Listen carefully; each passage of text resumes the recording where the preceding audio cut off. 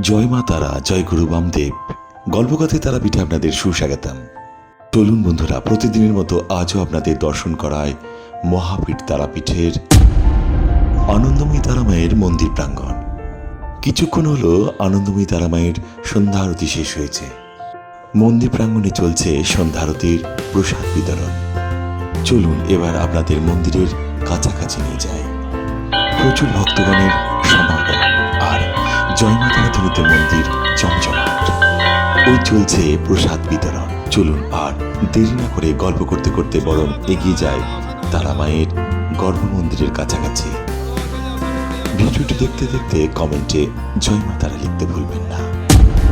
গল্পকথায় তারাপীঠ আপনাদের কেমন লাগছে? আপনাদের সুচিন্তিত মতামত অবশ্যই জানান।